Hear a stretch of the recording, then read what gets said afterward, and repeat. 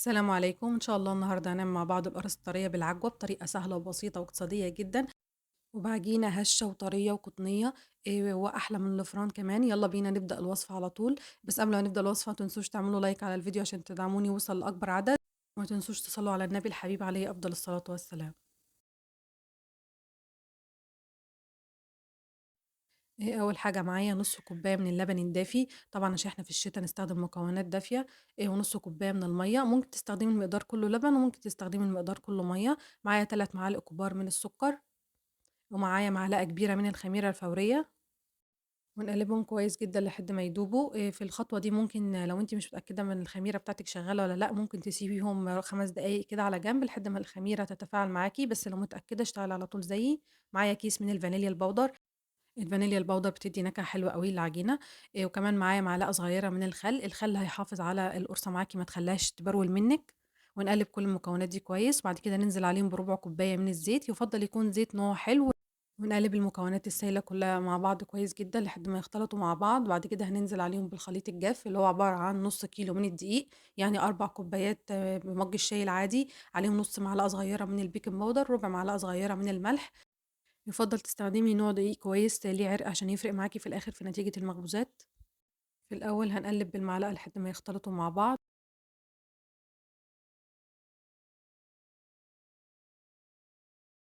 وبعد كده ننضّف المعلقة ونبدأ نلم العجينة بإيدينا. طبعًا العجينة ممكن تاخد معاكِ سوايل أكتر من اللي إحنا حطيناها أو أقل على حسب نوع الدقيق اللي أنتِ بتستخدميه. معايا نُص كوباية من المَيّة الدافية جنبي بازوّد بيها العجينة لو احتاجت، وطبعًا هنا العجينة كانت احتاجت منّي، هاقول لِك في الآخر خدت منّي مقدار في السوايل قد إيه. بتعجني العجينة كويس جدًا مش أقل من 10 دقايق. هاقول لِك على خطوات بسيطة تسهّل عليكِ العجن. اعجني العجينة في الأول شوية، وبعد كده سيبيها من دقيقتين ل3 ترتاح، بعد كده ارجعي اعجني فيها هتلاقيها نعمت معاكِ واتلمّت وبقت عجينة ناعمة وطرية. الخطوة دي بتسهّل عليكِ العجن شوية، لإن العرق بينشط بسرعة وما بتاخديش وقت أو مجهود في العجن. اعجني بقى فيها لحد ما توصلي لعجينة طرية بتلزق بسيط زي ما أنتِ شايفة معايا كده. بعد كده بادهن البولة زيت، وبعد كده باحط العجينة وادهن وشّها كمان زيت. العجينة خدت مقدار كوباية ونُص من السوايل. بعد كده هاغطّي العجينة بكيس تلاجة، على إن طبعًا إحنا في برد ممكن تعمل قشرة أو ممكن تنشف منِّك، فغطّيها بكيس تلاجة وبعد كده بفوطة وسيبيها تخمر.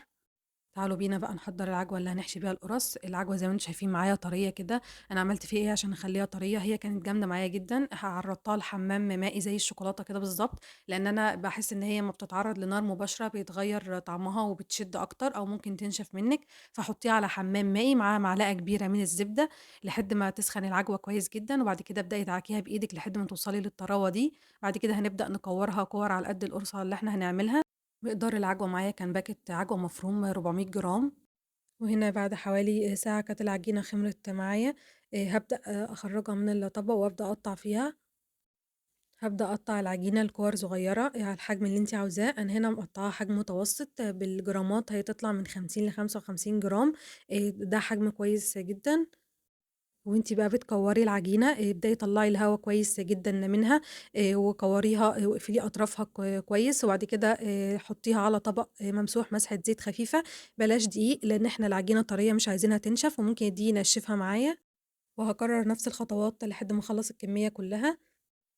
وبعد ما خلّصت الكمية كلّها هاغطّيها بكيس من التلاجة وعليه فوطة عشان ما تنشفش منّي ولا تعمل قشر على الوش.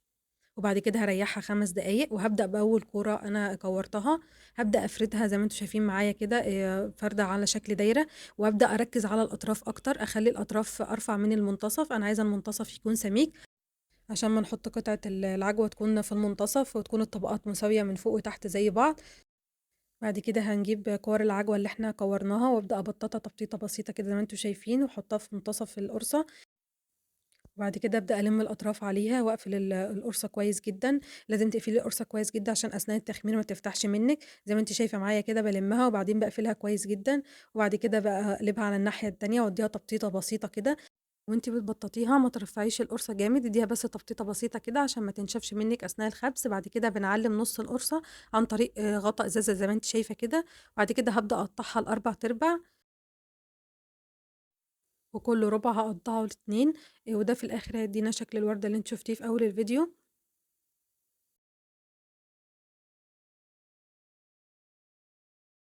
بعد ما قطعناها ممكن تكتفي بكده، وممكن تعملي شكل جمالي أكتر إن أنتِ تلمّي الأطراف زي ما أنتِ شايفة معايا كده على بعض، ده بيدّيكِ شكل وردة شكلها أحلى شوية زي ما أنتم شايفين معايا كده.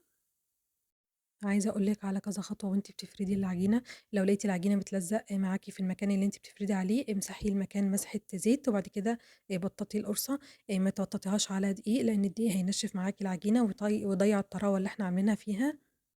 أنا هنا مستخدمة مفرش سيليكون، فما احتجتش إن أنا أدهن المكان مسحة زيت أو أي حاجة، لإن المفرش ما بيلزقش فيه العجينة.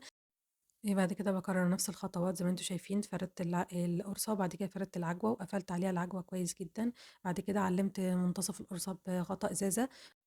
بعد كده باستخدم المقص وأبدأ أقص القرصة ل4 بعد كده كل ربع أقصه ل2. لو مش متوفر عندِك المقص تستخدمي السكينة، بتحطي القرصة على الرخامة، وباستخدام السكينة بتبدأي تقطّعي القرصة بنفس الشكل اللي إحنا قطعناه بيها في المقص.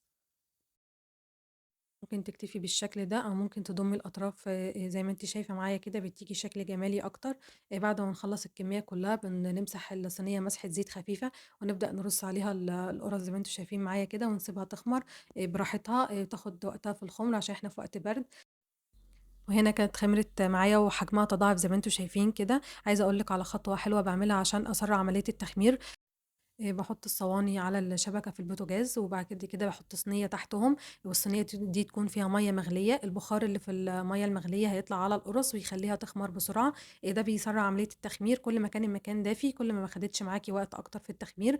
وبعد كده بعد ما خمرت بادهنها خليط عبارة عن ربع كوباية من اللبن، ومعلقة صغيرة من السكر، وربع معلقة صغيرة من قهوة سريعة الذوبان، بادوّبهم كويس مع بعض، بعد كده أبدأ أدهن بيها القُرَص، بتدّي لون في الآخر حلو زي ما أنتم شُفتوا معايا في أول الفيديو. وبادهن الكمية كلّها، لو أنتِ مش حابة تحطّي القهوة سريعة الذوبان ممكن تستغني عنها وتكتفي باللبن والسكر بس، أو ممكن تحطّي صفار بيضة ومعلقتين لبن وفانيليا زي ما تحبّي. بعد ما دهنتها بازيّنها بشوية من السمسم في المنتصف كده، بتدّي شكل حلو، وطبعًا السمسم بيدّي طعم حلو برضه. بعد كده تدخل الفرن على درجة حرارة 210 على الرف التاني من تحت على الشبكة. بتاخد حوالي 10 دقايق، أول ما تاخد لون من تحت بنطفي من تحت ونولّع الشواية عشان تاخد لون من فوق. زي ما أنتم شايفين معايا كده ما شاء الله هي نفشت حلو جدًا في الفرن. هي بتاخد حوالي من 10 ل15 دقيقة بتكون جاهزة معايا، أول ما بتطلع من الفرن بارشّها رشّة مَيّة واغطّيها بفوطة لحد ما تهدى، عشان الخطوة دي بتدّيها طراوة أكتر. وزي ما أنتم شايفين معايا كده طرية جدًا وهشة وحلوة جدًا وواخدة لون من جميع الاتجاهات، لإن أنا باحرّك الصينية أو الصاج من كل شوية عشان ياخد لون من جميع الاتجاهات. وبجد يا جماعة هي أحلى وأنضف وأوفر 100 مرّة من بتاعة الأفران. كفاية إنِّك عاملاها بإيدِك وضامنة كل حاجة أنتِ عاملاها، وزي ما أنتم شايفين هي طرية جدًا معايا. والعجينة ما استخدمناش فيها مكونات صعبة، لأ بس مكونات بسيطة طلّعتها زي ما أنتِ شايفة معايا كده هشة وطرية، والعجوة في المنتصف ما بين الطبقتين، مش في طبقة أضخم من طبقة ولا حاجة. وطرية جدًا زي ما أنتم شايفين معايا، والعجوة طرية ما نشفتش مني، لإن أنا زي ما قُلت لكم في الخطوات اللي فاتت أنا عملت فيها إيه عشان تخلّيها بالطراوة ديّة. لو وصلتوا معايا لحد هنا ما تنسوش تدعموني بلايك على الفيديو عشان يوصل لأكبر عدد، وما تنسوش تقولوا لي رأيكم في الكومنتات. ولو أول مرة تشوفوني ما تنسوش تشتركوا في القناة وتفعلوا زر الجرس عشان يوصل لكم كل جديد. السلام عليكم.